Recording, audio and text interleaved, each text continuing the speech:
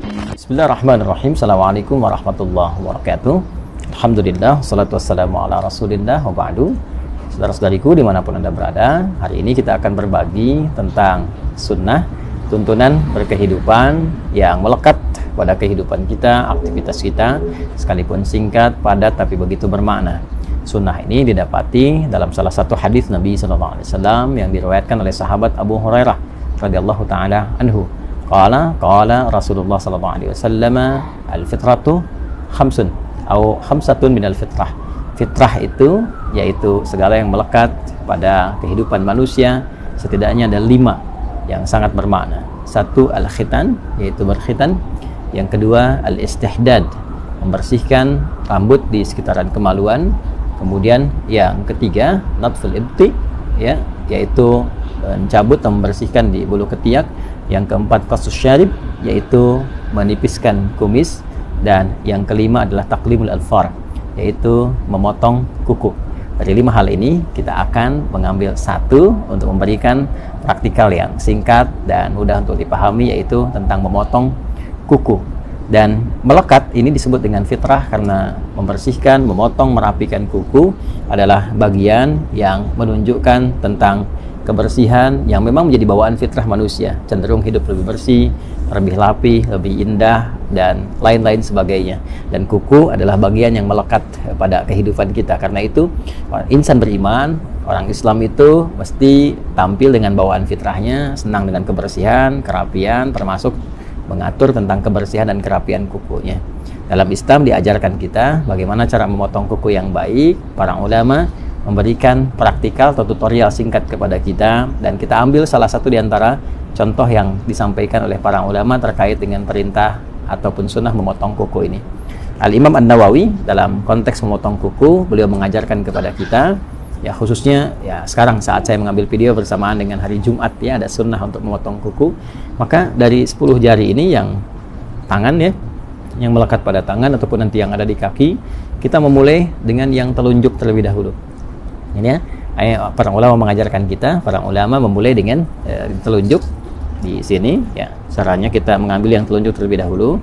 Yang memotong mungkin punya cara yang tersendiri, dimulai dengan telunjuk, kita rapihkan berkesesuaian sehingga tidak terlalu dalam juga. Ya, bisa kita ambil sedikit misalnya.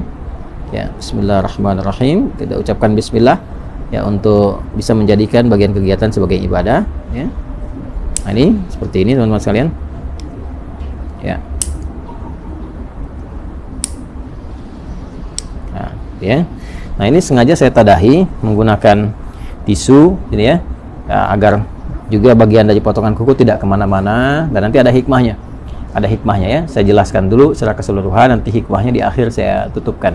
Jadi setelah dari telunjuk sini, kemudian sampai mulai dari kelingking, ya, dari telunjuk di sini selesai, maka dilanjutkan dari kelingking, ya, ke sini telunjuk selesai, kemudian pindah ke kelingking, kemudian ke sini jari manis, ya, jari manis dan jari tengah, lalu jempol.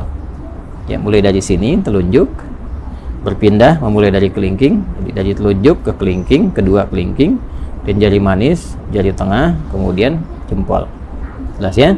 Lalu berpindah kemudian ke sini bagian kirinya, dimulai dari kelingking, kemudian jari manis, jari tengah, telunjuk ke jempol. Jadi urutannya di sini telunjuk, kelingking, jari manis, jari tengah, jempol, kemudian pindah kelingking, jari manis, jari tengah, telunjuk, kemudian jempol.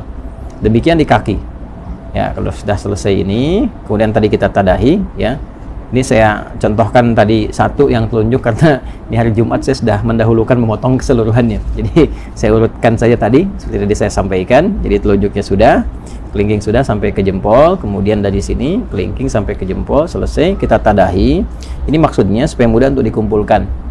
Ini tinggal dilipat, ya, seperti ini misalnya, dan dilipat. Nah, ada lagi asar itu jejak yang bisa kita dapati dari contoh-contoh ulama yang bersambung pada sikap-sikap mulia. Ya, biasanya nanti sampai ke sahabat atau sampai juga kepada Nabi Shallallahu Alaihi Wasallam. Nah, dari kalangan sahabat ada yang membiasakan seperti Ibnu Umar, ya, atau hadis-hadis, riwayat-riwayat yang disampaikan oleh Imam Sufyan Ats-Tsauri misalnya, ya, memberikan kesan kepada kita bahwa setelah selesai potong kuku ini akan lebih baik kalau bekasnya bisa dikuburkan. Ya, walaupun bukan kewajiban, tapi dianjurkan untuk dikuburkan seperti rambut ya ataupun kuku dengan dua tujuan. Tujuan yang pertama adalah menghormati di bagian dari tubuh kita yang telah Allah ciptakan sehingga bisa menjaga kemuliaannya. Ini kan bagian dari tubuh kan, jaga kemuliaannya jadi nggak dilempar sembarangan. Walaupun mungkin kita bisa dilipat seperti ini, dibuang ke tempat yang layak gitu kan. Nah, itu sebetulnya tidak ada masalah juga, tapi akan lebih mulia kalau bisa dikuburkan, lebih bagus. Yang pertama takrim, untuk memuliakan pada bagian tubuh yang telah Allah ciptakan. Kemudian yang kedua, yang penting juga menghindari hal-hal yang bisa menghadirkan madarat yang tidak tampak. Ya, madarat itu hal-hal yang membahayakan kepada diri tapi tidak tampak. Seperti kebiasaan-kebiasaan tukang sihir misalnya, ya, atau hal-hal terkait magic yang seringkali menggunakan bagian-bagian dari potongan tubuh, khususnya rambut. Ya, ada juga yang terkait dengan kuku. Ya, ada juga yang menambahkan secara fikih supaya tidak dijadikan sebagai bagian dari potongan-potongan untuk kepentingan-kepentingan lain. Seperti kalau rambut kasusnya jadikan bagian potongan-potongan, ada yang digunakan untuk pakai wig dan sebagainya. Nah, itu supaya tidak digunakan pada yang demikian, akan lebih bagus kalau dikuburkan. Nah, itu secara singkatnya, potong kuku, bagian dari fitrah. Hikmah fitrah itu menjaga kebersihan, tampil lebih rapi dan indah, dan dimulai dengan susunan yang tadi telah disampaikan, diakhiri dengan alhamdulillah, niatkan sebagai ibadah, dan mudah-mudahan selain tampil indah, elok, rapi, juga berpahala di sisi Allah Subhanahu wa taala. Al-Hidayat. Assalamualaikum warahmatullahi wabarakatuh.